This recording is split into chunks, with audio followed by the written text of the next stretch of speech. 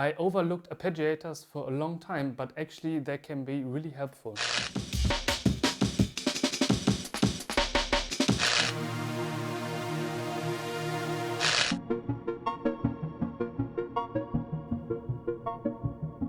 What's up everyone, Jonas here for Thomann synthesizers. In today's video I'm going to show you 3 ways how I use arpeggiators and why I think they can be a really helpful tool for music creation besides just writing melodies. Let's start with the first one. For this one I'm using my Pro 3, which is my all-time favorite mono synthesizer till now. And of course the mono synthesizer is not able to play different notes at the same time, so just one note each time. Sometimes they are paraphonic, but in this case we are just working with one note at a time, because we are using an arpeggiator to turn the mono synth into a fake polysynth with arpeggiator and reverb. So let's turn on the arpeggiator.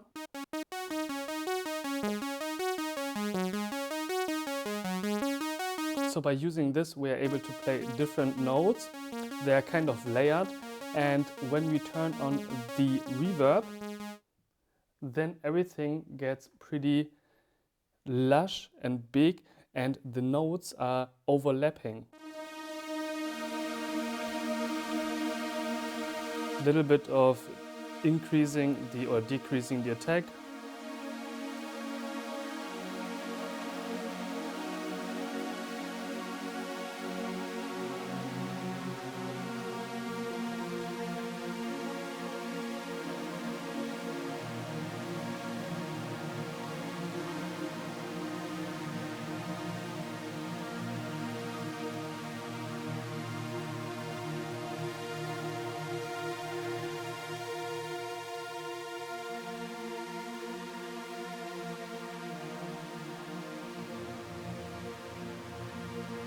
So I really like the atmosphere. Of course, everything gets really big but lush at the same time, and you're able to transform your mono synthesizer into a polysynthesizer kind of by using the arpeggiator.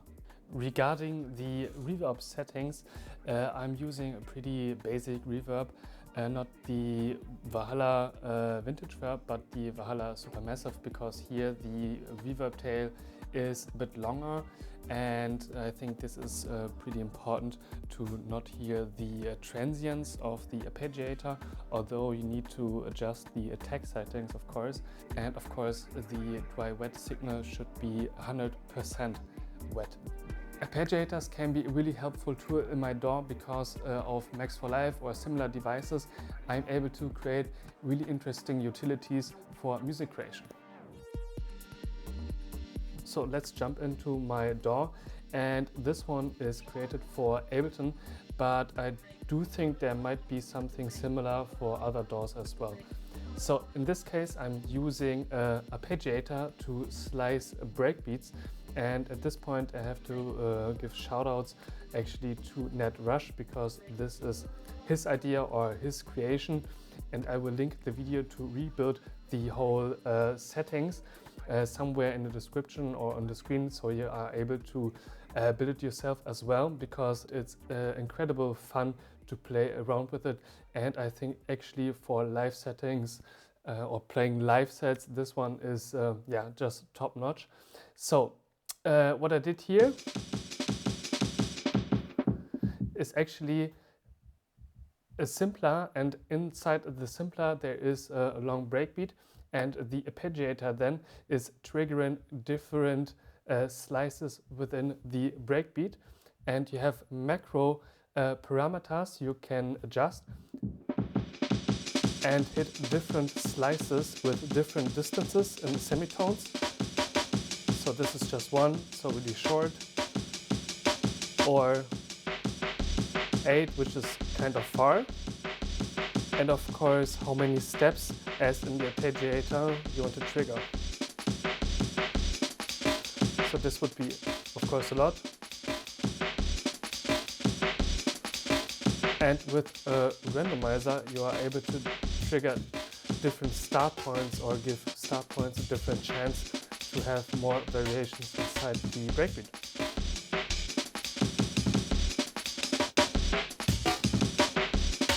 So right now the arpeggiator is on up, but of course you can also use the random, and then it's even more random. And it's infinitively fun, because every time it's hitting something else. And of course you can adjust it even more if you want, and we can go up in the semitones.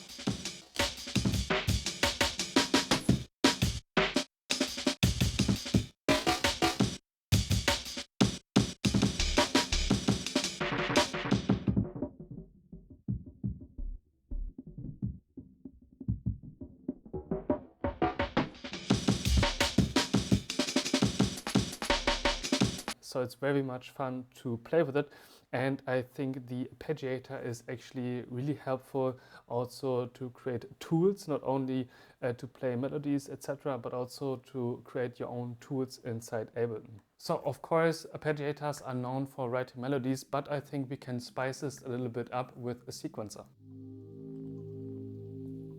Using an arpeggiator for melodies is pretty common, I guess. But personally, I think it can be kind of repetitive and sometimes a little bit boring. But connecting an arpeggiator with a step sequencer or a sequencer is really interesting in my opinion. Luckily, the Polybrute is able to do that. So let's start by a simple arpeggiator. And we see it's of course interesting, but a little bit boring over time. So let's first change the time division to 16ths and dotted. And immediately it's a little bit more musical and interesting, I think.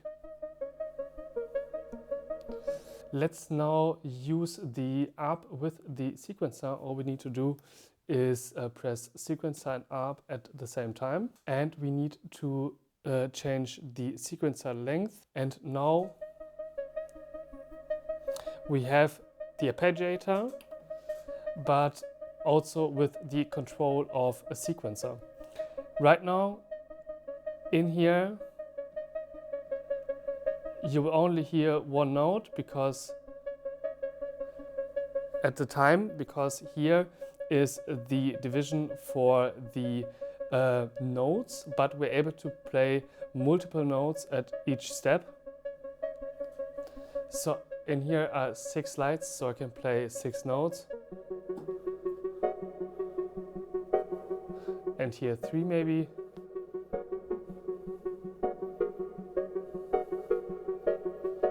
So we have a polyphonic arpeggiator, which is pretty interesting in my opinion.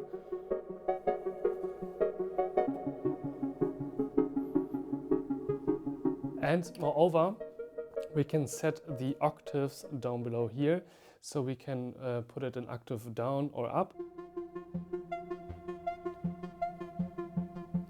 And up here we have the chance to trigger accents. And by playing all of this, we turned a relatively boring arpeggiator to a lot more deep and beautiful one. Alright, these are my 3 ways how I use arpeggiators in my music production. And one more thing, in case you haven't noticed, we created a new page together called Voltage Labs with Thomann synthesizers, which is dedicated to electronic music, the community and everything in between. And if you haven't checked it out, then please go ahead, because we have almost daily content with artists, music recommendations and gear. So thanks for watching, until next time.